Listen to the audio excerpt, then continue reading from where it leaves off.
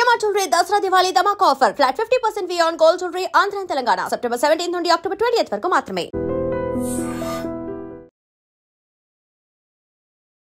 గత ఆదివారం ఈ కిస్మత్పురా బ్రిడ్జ్ కింద ఒక మహిళ మృతదేహం దొరికింది. అది కూడా పూర్తిగా అంటే అసలు నూలి పోగు కూడా లేదు, మొత్తం వివస్త్రను చేసిన పరిస్థితుల్లో ఒక మహిళ మృతదేహం అయితే దొరికింది.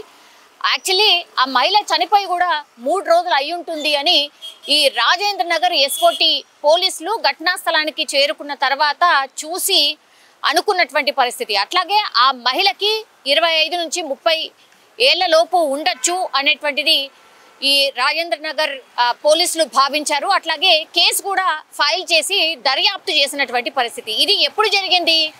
గత ఆదివారం రోజు జరిగినటువంటి సంఘటన. నిన్న ఈ కేసులో కొన్ని క్లూస్ దొరికాయి. అట్లాగే ఈ నిందితులు ఎవరైతే ఉన్నారో అక్కడ ఆ రోజు దొరికినటువంటి క్లూస్ ఆధారంగా పూర్తిగా సీరియస్గా టేకప్ చేసినప్పుడు పోలీసులు నిన్న నిందితులు ఎవరు ఏంటి అనేది అక్కడ చుట్టుపక్కల కిస్మత్పురా, యాకత్పురా, అట్లాగే ఈ హైదర్గూడ సంబంధించిన ఆ ప్రాంతాల్లో ఉన్నటువంటి అన్ని సీసీ కెమెరాస్ని సేకరించి అసలు ఎవరు ఈ మహిళను తీసుకొచ్చుంటారు, ఎక్కడ తీసుకొచ్చుంటారు, ఏంటి అనేది పూర్తి స్థాయిలో ప్రతి సీసీ కెమెరాని సేకరించి పూర్తిగా క్లూస్ అన్ని చూసినప్పుడు ఒక ఆటోలో 2 ఆటో డ్రైవర్లు ఈ మహిళని ఎక్కించుకొని ఇప్పుడు నేను చెప్పినటువంటి ఈ కిస్మత్పురా బ్రిడ్జ్ కింద అక్కడ కూడా ఒక కల్లు కాంపౌండ్ ఉంది. ఆ కల్లు కాంపౌండ్కి దగ్గరలోనే ఈ మహిళని తీసుకొచ్చిన తర్వాత పూర్తి స్థాయిలో ఆమె మీద అత్యాచారం చేయడమే కాదు, ఎంత దారుణం అంటే అసలు వీళ్ళు మనుషులలో ఇంకేమనాలో నాకైతే అర్థమవుతలేదు. కానీ ఎంత ఘోరంగా ఆమె ప్రైవేట్ పార్ట్స్లో కర్రను చొప్పించి అత్యంత దారుణంగా అత్యాచారం చేసి చంపేశారు అనేది ఇప్పుడు పోలీసులు అయితే ఫైండ్ అవుట్ చేసిండ్రు. అంటే అసలు మానవత్వం లేదు, అసలు మనుషులు గారు అని అనిపిస్తోంది. ఎందుకంటే ఇప్పుడు ఆ మహిళ ఆల్రెడీ ఇప్పుడు కళ్ళు తాగే అలవాటు ఆ మహిళకు కూడా ఉంది. ఈ హైదర్గూడ దగ్గర ఆమె కళ్ళు తాగింది, కళ్ళు కాంపౌండ్లో. అట్లాగే ఈ ఆటో డ్రైవర్లు ఎవరైతే ఉన్నారో ఈ ఆటో డ్రైవర్లు కూడా ఈ హైదర్గూడ దగ్గరలోనే కళ్ళు సేవించారు. సో పూర్తిగా ఈ కళ్ళు సేవించిన తర్వాత ఆమె మత్తుతోని కింద పడిపోయింది. దీంతో వీళ్ళు కూడా ఈ ఆటో డ్రైవర్లు ఎవరైతే ఉన్నారో వీళ్ళిద్దరు కూడా ఈ కళ్ళు తాగిన దగ్గర ఆ మహిళను గమనించిండ్రు, చూశారు, మద్యం మత్తులో పడిపోయింది అనుకున్నారు. ఆ తర్వాత ఆమె పక్కన ఆమె ఎవరితోనైనా వచ్చిందా, ఎవరైనా ఉన్నారా, ఆమె తోటి వాళ్ళు ఎవరైనా ఉన్నారా, ఇవన్నీ ఫైండ్ అవుట్ చేసుకున్న తర్వాత ఆమె పడిపోయిన తర్వాత ఎవరు కూడా రాలేదు, ఆమె దగ్గరికి తీసుకెళ్లే ప్రయత్నం కూడా చేయలేదు. దీంతో ఈమె ఒక్క ఆమెనే వచ్చింది అని భావించారు. కాబట్టి ఏదో ఆ మహిళకు హెల్ప్ చేస్తున్నట్టుగా వాళ్ళు ఏదైతే ఆటోలో వచ్చిండ్రో అదే ఆటోలో ఈ మహిళని ఎక్కించుకున్న తర్వాత కిస్మత్పూర్ బ్రిడ్జ్ దగ్గర నిర్మానుష్య ప్రాంతం, అక్కడ జనసంచారం చాలా చాలా తక్కువ.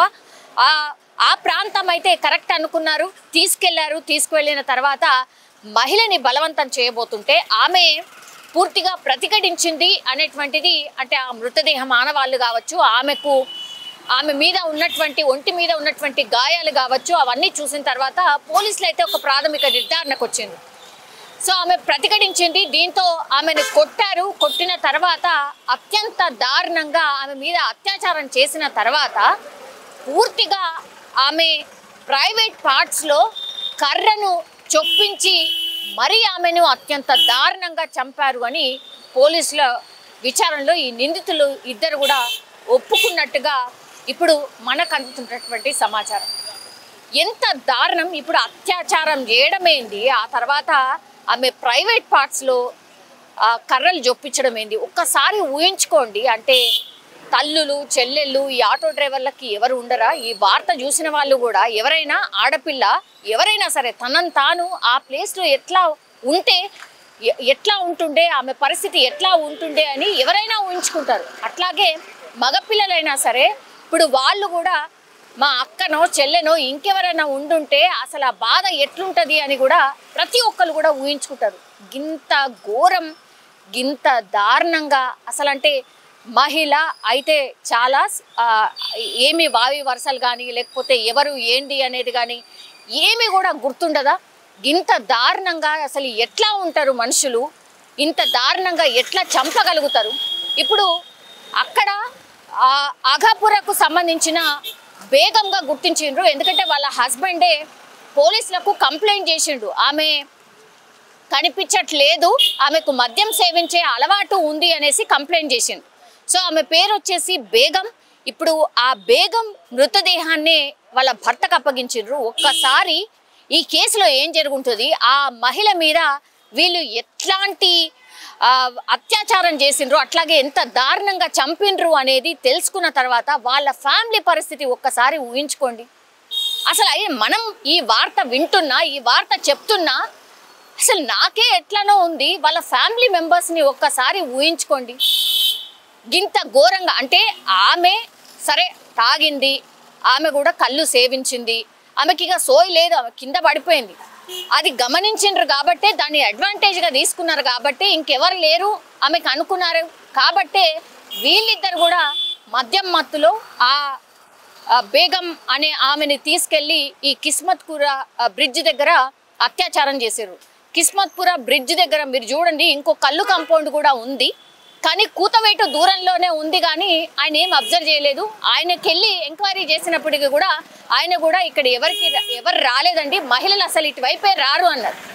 చాలా దూరం వరకు కూడా ఈ గేటెడ్ కమ్యూనిటీకి సంబంధించిన పెద్ద పెద్ద బిల్డింగ్స్ కనబడుతున్నాయి.